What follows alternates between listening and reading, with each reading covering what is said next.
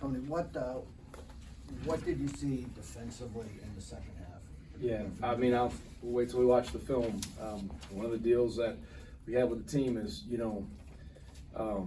high accountability in the areas of max effort and alertness in our system, but then there'll be grace in other areas. If you miss shots, things happen. That's it. But the one thing we can't do, and I don't know, it looked like it came a little easy in the first half. It was good stretches of defense, but I didn't see. We weren't connected, and the tape will tell us. So before I go off, I think I know what my eyes saw, but they were touching the paint pretty easy in transition, and then even when we were back and getting to the glass, and that's what they did to Carolina, and I watched them, and they're doing a good job. They get aggressive, and they got physical guys and tough-minded guys, and they started getting aggressive. They got to the line. We got to the line 4 times. They drew fouls. They were down the floor. They run good stuff. And, then they switched some things up defensively, and we missed some of our shots and struggled a little bit. But, you can't give up for us 45 points in the second half and expect to, we still had a chance, but that won't cut it defensively, and we'll just have to go back to the drawing board. Mike. Tony, what did you see, and what was Ted's explanation on the illegal screen on Shedrick? He said he lifted his hands up, and the screener lifted his arms up. Yeah, we'd love to have had that, because he made it. I don't know if it was there, but it would put us up 1. Again, maybe I don't know if he blew it. I don't know if he shot it after the whistle, but he said that, I thought he said he was set, but he said he lifted his hands up. So we'll look at it on film, and again, that's, I'd love to that back and forth. No, you give up 46 points, 45 points, and struggle like that. You got to take a look at some other stuff. Take one in the back, Preston.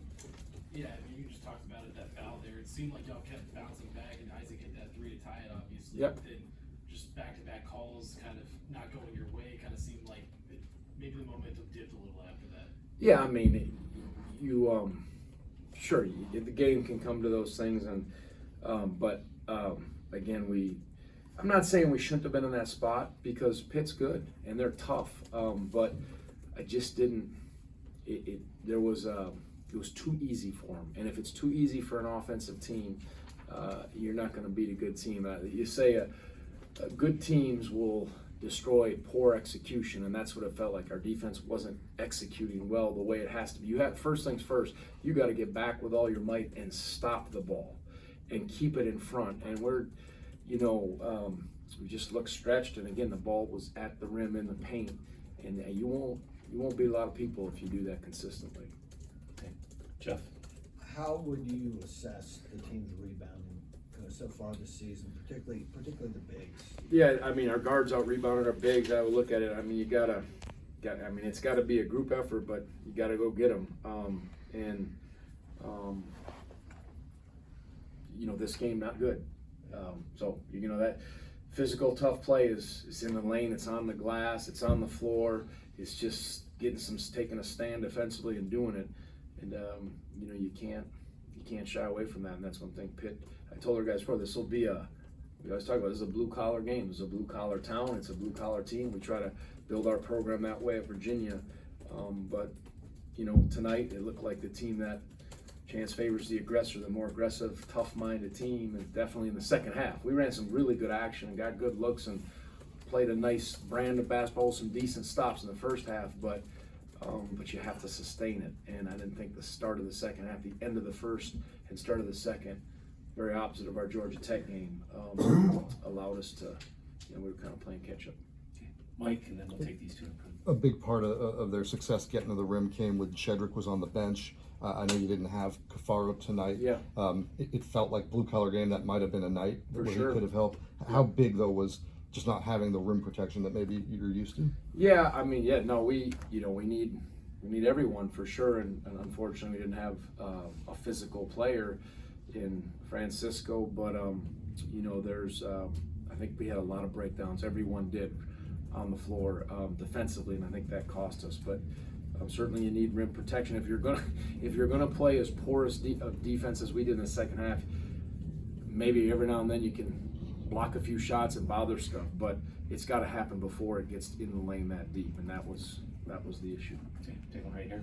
There was about a 10-minute stretch, Tony, where I think it was Kihei was the only person who could score for you all. What was Pitt doing in those moments, and what could you guys have done better to kind of get production from the guys? Yeah, you know, again, offense can come and go. You can go through some shooting droughts or scoring droughts, so that's where the defense has to stand. I know it's probably not the answer you want, but you better tighten it up on defense. I mean, we left some points on the board in the first half too, but they started switching some things off ball. We got some looks, just didn't make them. You know, we had a tough scoring night from Gardner and Vanderplas, and so it was mostly really the guards that were doing most of the scoring. And yeah, we tried a few different rotations, but we're struggling. But they toughened up. They're got more aggressive defensively, switched a little more.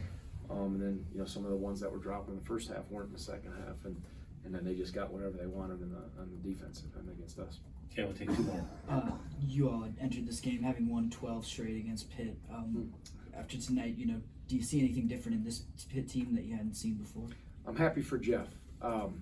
Discouraged about our performance, but I'm happy for Jeff because he's a good man, he's a good coach, and he's been victim to stuff that is troubling in terms of losing players, and just he coaches the right way, and he's got a good, tough team, but he's lost players, whether it's injuries, transfer, other reasons, and they do things the right way. And I respect he and his brother and that staff. Don't know, obviously, many of the players, but he's off to a good start. For his sake, I hope he keeps up with it, and you know, but we got to look in the mirror and keep trying to find ways. But I didn't know we had won 12 in a row, and you know, it stings because this one, if we just would have tightened the defense up, I think they would have been there for us. Okay, last one, Mike. Hey, Tony, we won't see you before Syracuse. You had some success against Georgia Tech zones with Kihei in the high post. I think we're used to you using a bigger player in that Yep. spot.